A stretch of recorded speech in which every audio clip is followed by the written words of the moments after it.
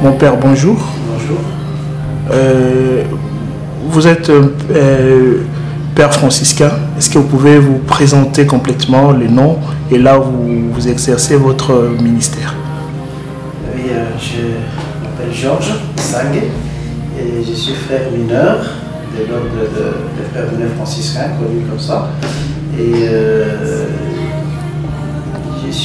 j'ai été ordonné en 2009, s'il faut commencer par là. Et en 2009, j'ai exercé quelques fonctions ici en province, d'abord comme maître de novice à Lubumbashi, et puis secrétaire pour la formation et études, et puis conseiller du provincial et aussi supérieur au noviciat. Et c'est en 2016 que je suis parti en Italie pour ma thèse de doctorat. Et de là, après ma soutenance de la thèse en 2020, j'ai été envoyé à Istanbul, où je suis curé de la paroisse. Et puis, je travaille avec les frères dans les dialogues interreligieux. Voilà, mon père, vous êtes père franciscain, comme vous venez de le dire. Quels sont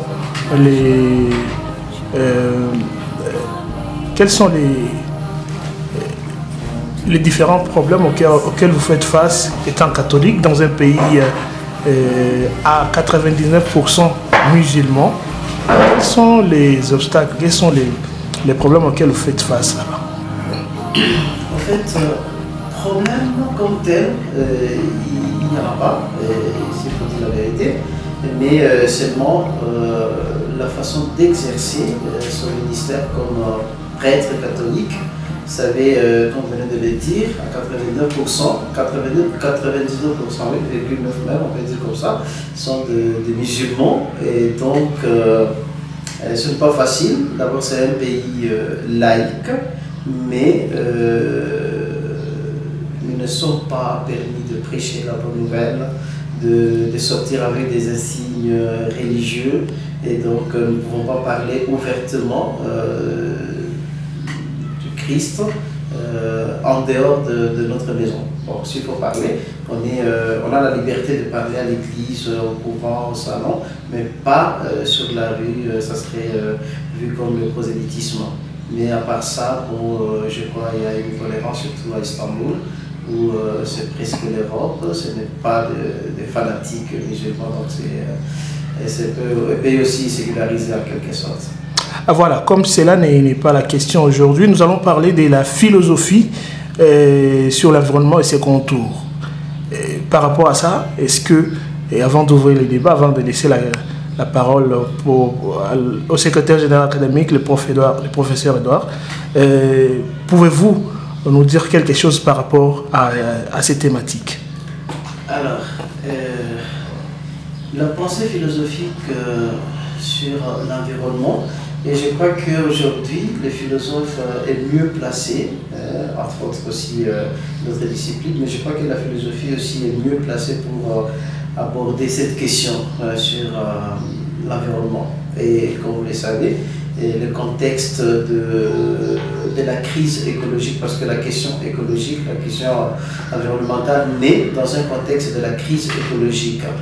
Et avec la technoscience qui par parce que quand on exploite surtout de façon artisanale ou minérée, nous ne savons pas comment cela peut impacter sur la santé de la population. Et donc je crois que c'est un aspect que non seulement le gouvernement, mais je crois que tout le monde devrait s'investir sur comment voir régulariser ou réguler justement cette exploitation. Moi, je crois que c'est une question vraiment très, très importante dans notre contexte, surtout dans notre province qui est en grande partie qui vit de l'exploitation, je crois, de minéraux. Voilà.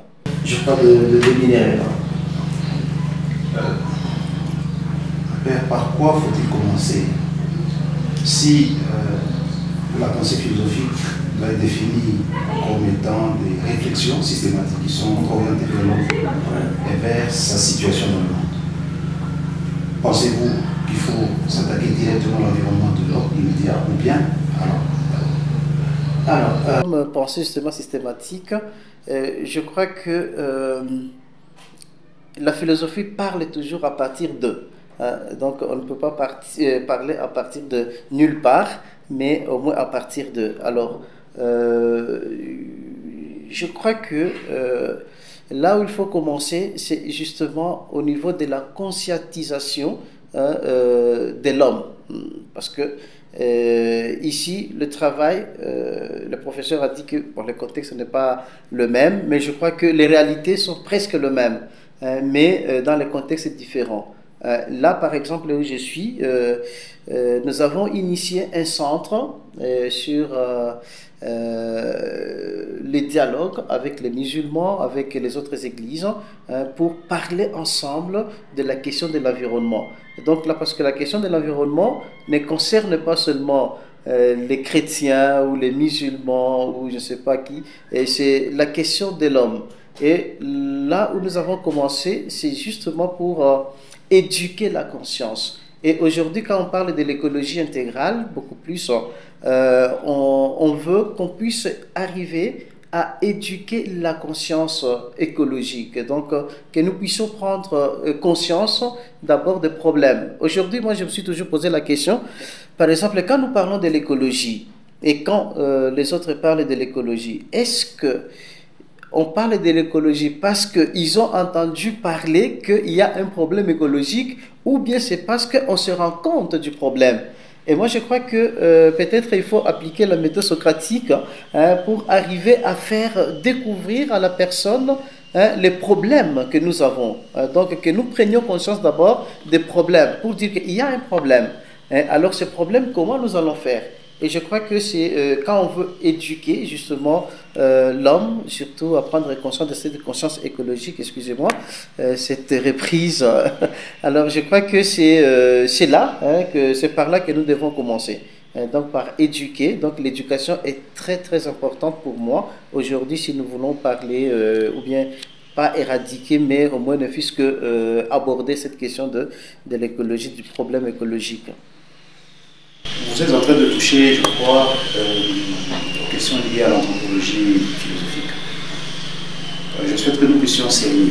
Est-ce qu'on peut aborder la question liée à la problématique de la liberté de l'homme par rapport à ce qu'il est en train de faire dans la nature, dans l'environnement, avant d'aborder la question liée à la conscience par rapport à la liberté, par rapport à la responsabilité de l'homme dans sa position dans ce monde?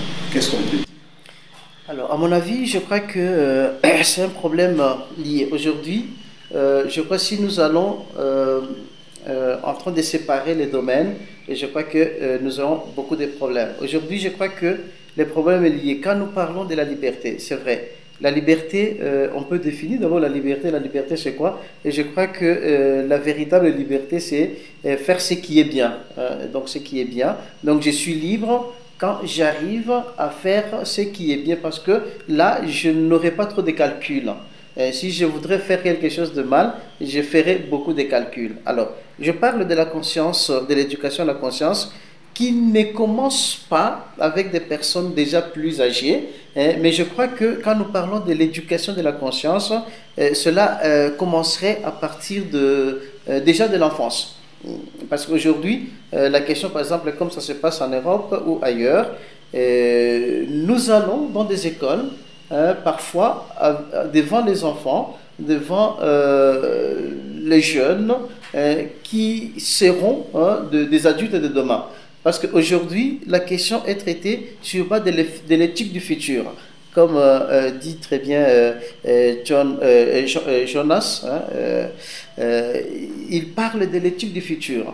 Nous voulons éduquer la conscience. Est-ce que c'est pour le présent? Je crois que c'est pour le futur. Et si nous voyons beaucoup plus le futur, nous voyons justement la jeunesse et même les enfants. Et je crois que la liberté serait justement les enfants en grandissant, ils prennent conscience justement de tout ce qu'ils sont en train de faire.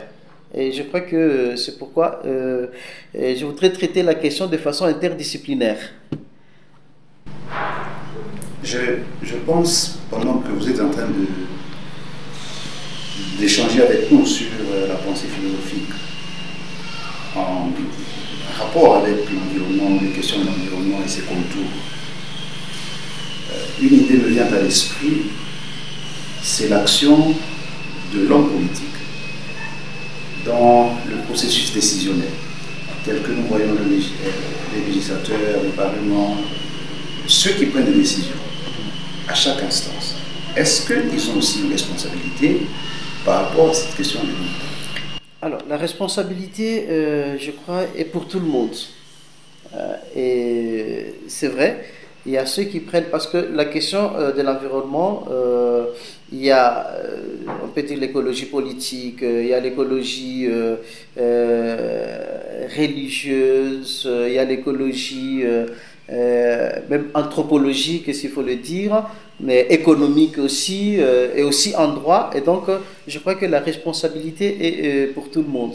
Aujourd'hui, on ne doit pas d'abord voir seulement les gouvernants ou ceux qui sont au Parlement, qui prennent des décisions. Et nous voyons d'abord, par exemple, l'homme religieux. Je prends l'exemple des prêtres, des églises en général. En prenant l'église catholique comme exemple, il a probablement 60% de la population congolaise, et je crois que c'est beaucoup plus catholique. Alors, quelle est la responsabilité? Parce que quand je reviens encore sur la question de l'éducation, et cela, au niveau de l'Église, l'évangile, je crois, doit être incarné aussi aujourd'hui. Parce que l'Église ne doit pas prêcher un évangile désincarné.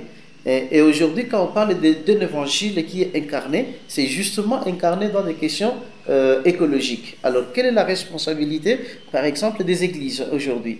Est-ce qu'on est là seulement pour prêcher autre chose que aussi la situation? La philosophie, comme nous l'avons défini justement, c'est l'homme situé dans un contexte, et comme disait aussi Martin Buber. Et donc c'est dans le contexte où nous vivons, c'est là que se vit justement cette pensée philosophique. Et aussi le responsable, comme vous venez de le dire, qui prend des décisions. Mais demain, parce que comme je le disais, c'est pour le futur. Qui seront les responsables de demain? Voilà pourquoi nous devons prendre cette question en amont, justement pour voir ceux qui seront responsables de demain, qui seront au Parlement, qui prendront des décisions. Je crois que s'ils sont bien éduqués, bien formés, bien armés, et je crois qu'ils tiendront compte, tant soit peu, des enjeux justement de la question écologique. Puisque vous parlez du système éducatif. Pensez-vous que le nôtre ici est propice pour nous permettre d'avoir un gars responsable qui prendra des décisions responsables, qui permettent justement à l'écologie, à l'environnement de ne pas être désarticulé? Alors, quand nous parlons du système éducatif, moi je crois aujourd'hui nous devons repenser. Et donc repenser aussi tel qu'aujourd'hui ça se présente. Je crois qu'on aura beaucoup de peine justement pour éduquer ces responsables de demain. Et je crois qu'aujourd'hui c'est le travail justement du philosophe aussi, de donner des conseils, d'accompagner et de permettre ou de repenser ce système éducatif. Moi je crois que on doit commencer de quelque part. On ne doit pas laisser, bon voilà, le système est déjà pourri, mais je crois qu'on doit commencer de quelque part, et c'est pourquoi je parlais beaucoup plus de la prise de conscience, de l'éducation d'abord de l'enfant. Aujourd'hui, je crois que ça ne demande pas trop de choses. Il y a de petits trucs, je crois, de petites techniques qui se font, par exemple, de l'autre côté, en Europe, où on éduque les enfants, et ces enfants qui deviennent même comme, on peut dire, des éveilleurs, des adultes. Ils arrivent à la maison, ils disent aux parents, non, écoutez, nous avons appris qu'on ne fait pas ça, tout ça, etc. Il faut jeter, il faut séparer les poubelles, tout ça. Vous voyez, ce sont des enfants qui deviennent des éveilleurs. Et c'est ça un des rôles de la philosophie, comme nous parlons de la philosophie justement du coq, qui est cette philosophie qui éveille les consciences des personnes. Et je crois que avec l'aspect, comme je disais, de repenser le système éducatif, je crois qu'il y a...